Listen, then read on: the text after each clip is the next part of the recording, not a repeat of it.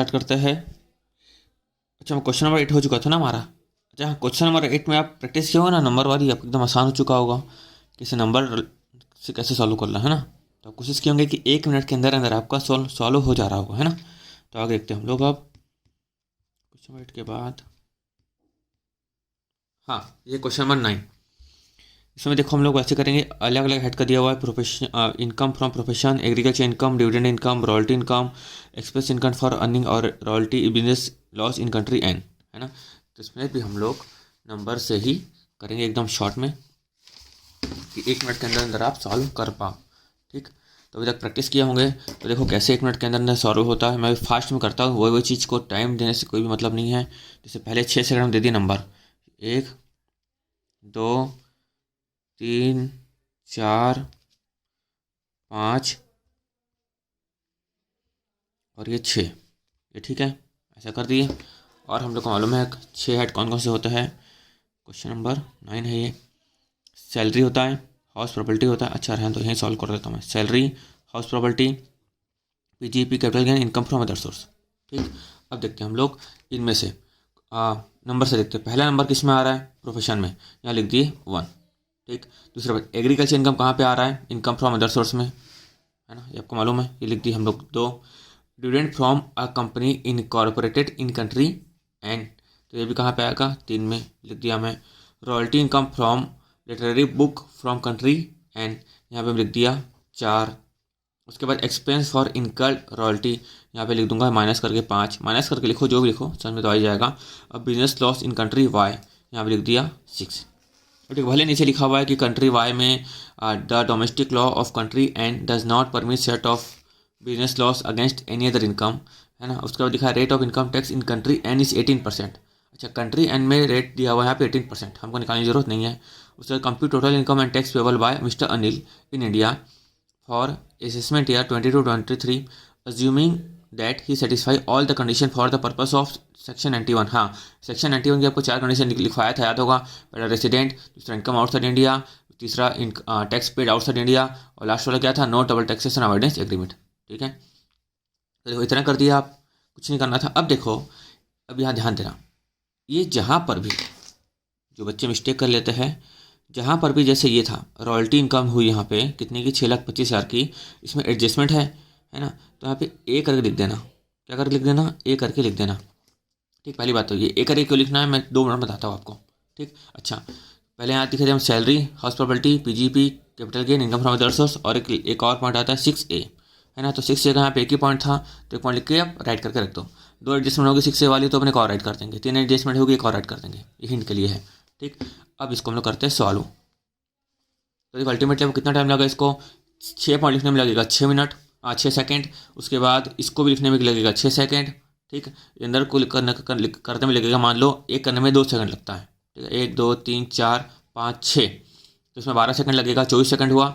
अब यहाँ बस क्वेश्चन हमारे ग्रिप में आ चुका है ना। तो देखो 30 सेकंड के अंदर अंदर क्वेश्चन हमारे ग्रिप में आ जाता है। उसके बाद खाली यहाँ पे बचता है कैलकुलेटर चलाना और कुछ नहीं। बस हम लोग क्या करें, कैलकुलेटर चलाएंगे। तो पहला देखते हैं पीजीपी वाला, है ना। अब आप देखते जाओ, पहला 1 4 5 6, तो 1 क्या था, 8,50,000 में लिख दिया। Income from profession carried in Mumbai, 1,50,000 लिख दिया मैं। चौथे नंबर में क्या था, रॉयल्टी इनकम थी 6,25,000 की, तो प्लस कर दिया 6,25,000। उसके बाद एक्सपेंस इनकट फॉर अर्निंग रॉयल्टी कितना है, 75,000, तो माइनस कर दिया 75,000। ठीक है, कितना आगे 14 लाख। उसके बाद point number 6, business loss in country Y, भले वहाँ पे सेट ऑफ नहीं होता। फिलहाल तो हम लोग यहाँ पे क्या निकालते हैं, आपको बताया था पहले, इंडियन यहाँ के हिसाब से टैक्स निकालते हैं, है ना। तो यहाँ पे क्या आ जाएगा, माइनस 1,10,000, कितना आया, 12,90,000 यहाँ पे आ गया। तो मैं लिख देता हूँ 12,90,000, 12,90,000। मेरा क्लियर हो गया होगा, है ना। आप इतनी सारी क्लास देखे हो, समझ में आ गया होगा कितना आसान है ये। उसके बाद इनकम फ्रॉम अदर सोर्स में 2 पॉइंट और 3 पॉइंट। 2 पॉइंट में क्या था, एग्रीकल्चर इनकम, 3 पॉइंट में क्या था, डिविडेंड इनकम। तो 1,30,000 प्लस 85,000 कितना हुआ यहाँ पे, 2,15,000, 2,15,000 यहाँ पे हम लिख देता हूँ। उसके बाद 6A की डिडक्शन, यानी बताया था यहाँ पे रॉयल्टी इनकम में 80 की डिडक्शन मिलती है, कितने तक की मिलती है, 3 लाख तक की छूट मिलती है मैक्सिमम, है ना। तो 3 लाख तक की डिडक्शन में यहाँ पे माइनस कर देता हूँ, ये कर दिया। तो कितना आया मेरा यहाँ पे, 12,90,000। देखो आप पिछला लेक्चर देख लोगे तो ये लेक्चर देखना, है ना, डायरेक्ट यहाँ कुछ मत जाना। 12,90,000 प्लस 2,15,000 माइनस 3 लाख, कितना आया 12,15,000। ये क्या आ गया हमारा नेट टैक्सेबल टोटल इनकम। ठीक है, फिर टैक्स निकालते हैं। तो टैक्सेस निकालते हैं हम लोग को अच्छे से मालूम है। तो पहले 10 लाख को क्या कर देंगे, माइनस कर देंगे। उसके ऊपर वाले में कितना करेंगे, 30% करेंगे। एज क्या थी यहाँ पे इसकी, एज क्या थी यहाँ पे 49 साल। 49 साल है मतलब क्या ले, यहाँ पे कितना लगेगा, 10 लाख तक की इनकम में 1,12,500। तो इंटू 30% आ गया 10 लाख के ऊपर वाला, प्लस कर देंगे अपन 1,12,500 प्लस 4%, कितना है यहाँ पे 180,960, है ना, 1,80,960। ये हमारा टैक्स आ गया। अब हम लोग को बात अच्छे से मालूम है ना। तो टैक्स लायबिलिटी कितनी आ गई हमारी यहाँ पे 180,960। रिलीफ देंगे हम लोग अंडर सेक्शन 91 में, क्योंकि डबल टैक्सेशन अवॉइडेंस एग्रीमेंट नहीं है तो क्या मिलेगा, यूनिलेटरल रिलीफ मिलेगी। तो कितना आएगा यहाँ पे, अच्छा अब कौन सी इनकम पे और कितना परसेंट से दे, या तो इनकम भी तो नहीं मालूम ना, है ना, कि कौन सी इनकम में डबल टैक्स लगा वो तो नहीं मालूम। तो वो देख लेते हैं। अब बताता हूँ कि ए लिखने का मतलब क्या हुआ। देखो तो यहाँ पे ऐसे लिख लेना, calculation of doubly taxed income included in net taxable total income, है ना, calculation of doubly tax income included in net taxable total income. Doubly tax income यानी क्या होता है, जिसको एक बार फॉरेन कंट्री में टैक्स लग चुका है और दूसरी बार अभी हम लोग यहाँ पे टैक्स लगाए, है ना। तो फॉरेन कंपनी यानी कि कंट्री एन। तो इसको कैलकुलेटर में सॉल्व कर सकते हैं, है ना। पहले आपको कैलकुलेटर में सॉल्व करके दिखाता हूँ, फिर अपन नोट भी कर लेना। तो एग्रीकल्चर इनकम हुआ कितना 1,30,000, मैं यहाँ पे लिख दिया 1,30,000। उसका डिविडेंड इनकम हुआ कंट्री एन से कितना 85,000, 85,000 वो भी लिख दिया मैं। उसके बाद रॉयल्टी इनकम हुई 6,25,000, 6,25,000। अब हमको पूरा 6,25,000 में इंडिया में टैक्स लगाए नहीं हम लोग, उसमें से हम लोग 75,000 का एक्सपेंस भी अलाउ किए, है ना। उसके अलावा अब देखो एडजस्टमेंट लिखा है, इसका मतलब क्या हुआ था कि हम लोग यहाँ पे और क्या एडजस्टमेंट किए हैं, मतलब इन जो कॉलम है इसके अलावा बाहर की कुछ इन्फॉर्मेशन के एडजस्टमेंट करोगे, लाइक 6 एक रिडक्शन, तो यहाँ पे लिख के आप रख देना।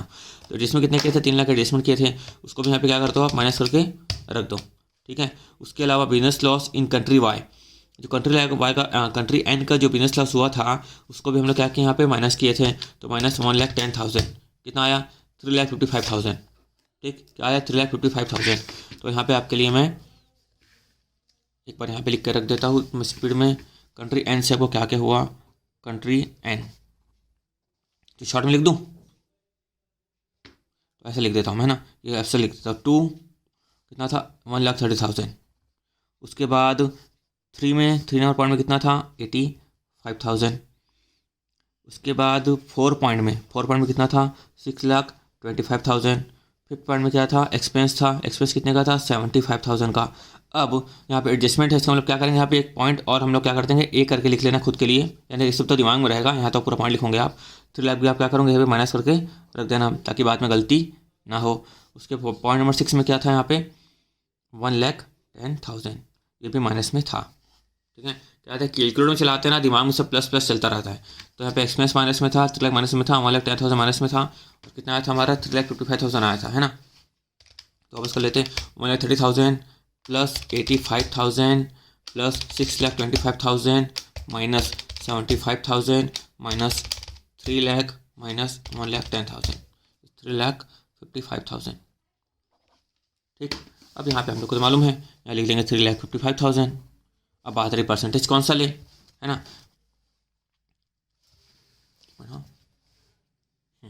परसेंटेज कौन सा ले, तो फॉरेन कंट्री का रेट ऑफ टैक्स दिया हुआ है, फॉरेन कंट्री का आपको रेट ऑफ टैक्स दिया हुआ है, रेट ऑफ टैक्स कितना दिया हुआ है यहाँ पे 18%, लिख दिया 18%। और एवरेज रेट ऑफ टैक्स यहाँ का दिया हुआ है इंडिया का, एवरेज रेट ऑफ टैक्स कितना निकाले मतलब दिया हुआ मीन्स निकाल लेंगे हम लोग 1,80,960। कितनी नेट टैक्सेबल टोटल इनकम में लगा था 12,05,000 में लगा था, इंटू 100, 1,80,960 डिवाइडेड बाय 12,05,000 इंटू 100, कितना है यहाँ पे 15.017%। दोनों से लोअर कौन सा है, ये लोअर है, ठीक है, ये अलाउ हो जाएगा। ठीक है, तो 15.017%। तो 3,55,000 इंटू 15.017% लिख देते हैं अपन 53310 माइनस कर देंगे 180,960 माइनस 53310 कितना आया 127,650।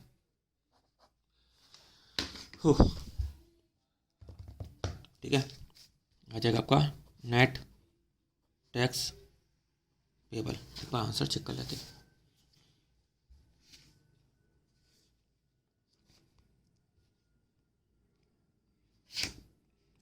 हाँ देखो परसेंटेज भी चेक कर लेते हैं। आंसर तो ठीक है आ गया 127,650 और परसेंटेज क्या दिया हुआ था। हाँ परसेंटेज भी वही दिया हुआ है 15.174 लिखा है, हम लोग लिखे 15.17।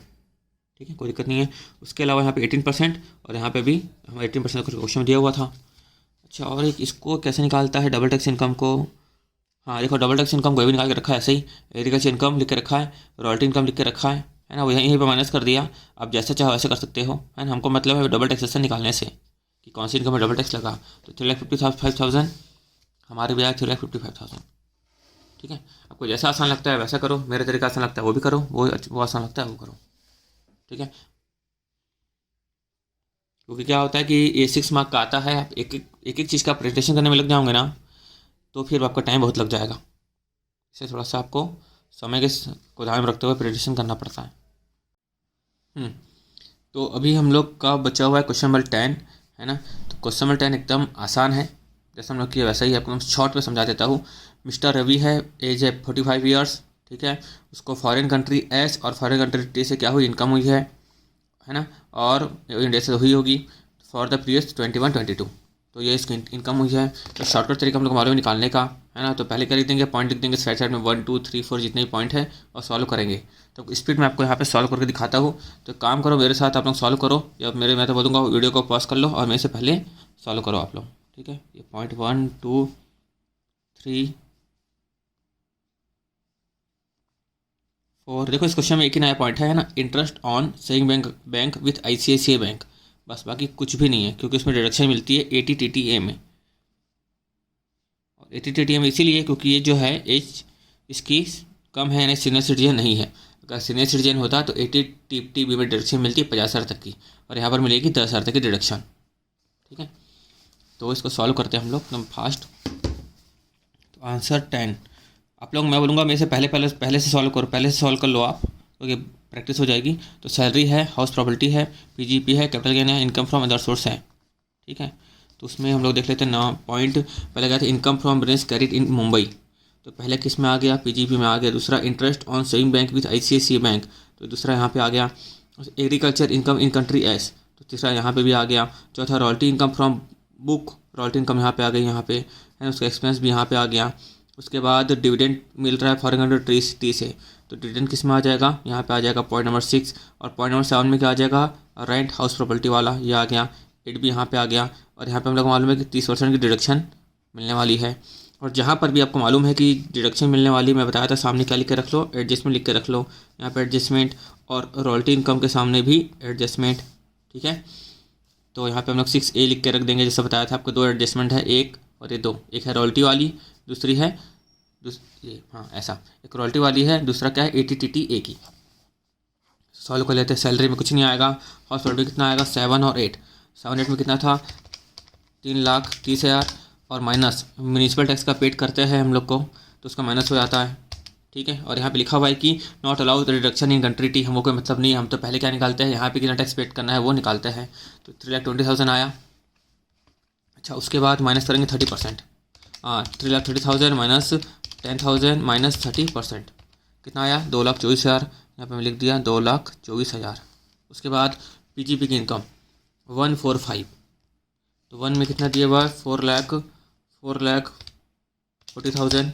ठीक है फिर 5 में कितना दिया हुआ है 4,5 ना। तो उसके बाद प्लस 7,80,000 माइनस कर देंगे 50,000 एक्सपेंस।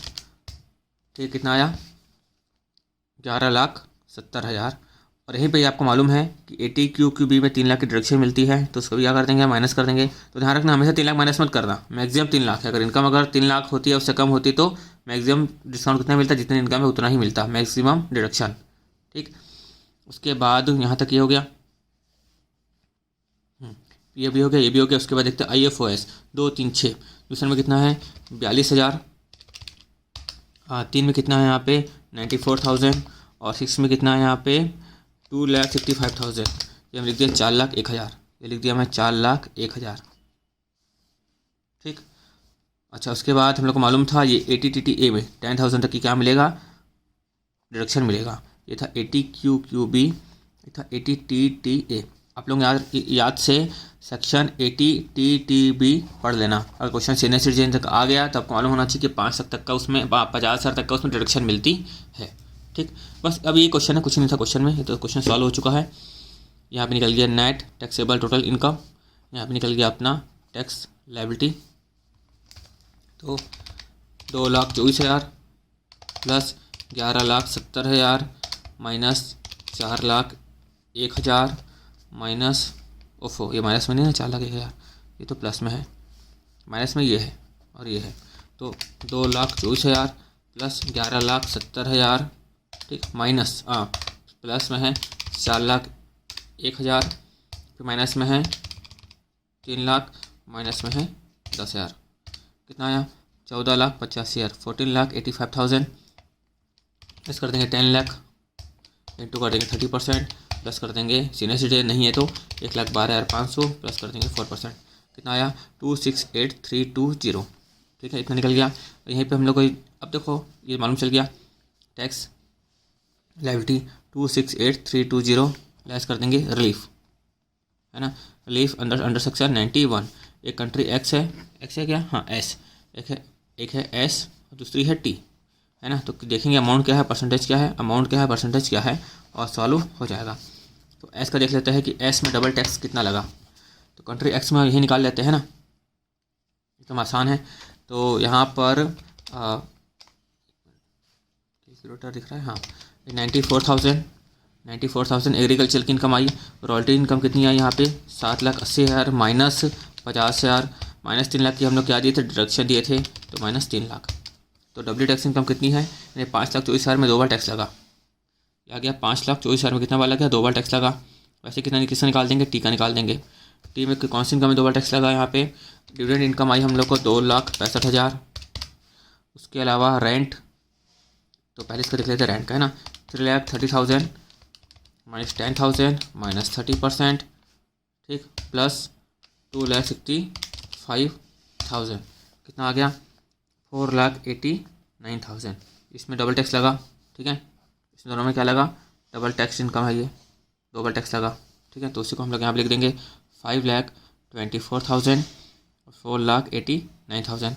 बात रही परसेंटेज की, तो परसेंटेज यहाँ पे दिया हुआ है, तो हम लोग खाली निकालना पड़ेगा एवरेज रेट ऑफ टैक्स जो इंडिया में लगा है वो, है ना। तो इंडिया में कितना लगा एवरेज रेट ऑफ टैक्स, तो 268,320 डिवाइडेड बाय 4,85,000 इंटू 100। तो 268,320 डिवाइडेड बाय 4,85,000 इंटू 100, कितना लगा इंडिया का एवरेज रेट ऑफ टैक्स कितना है 18.068%। ठीक है, तो अब देखेंगे लोअर कौन कौन सा है ना। तो पहले देख लेते कंट्री एस का, देख लेते कंट्री एस का, देख लेते कंट्री एस का कितना था, एस का 16%, तो 16% और हमारे 18%, विचर से और कितना होगा 16%, तो लिख देंगे 16%। वैसे ही कंट्री टी का भी देख लेंगे 20%, और यहाँ भी कितना था 18%, कितना लोअर 18%, तो 18.068%, खत्म। हेलो 24,000 इंटू 16%, 83840, वैसे 4,89,000 इंटू 18.068%, कितना है यहाँ पे 88352, यहाँ पे आ गया नेट टैक्स पेबल। तो 268,320 माइनस 83840 माइनस 88352, 352 96128। एक बार आंसर कर लेता हूँ चेक।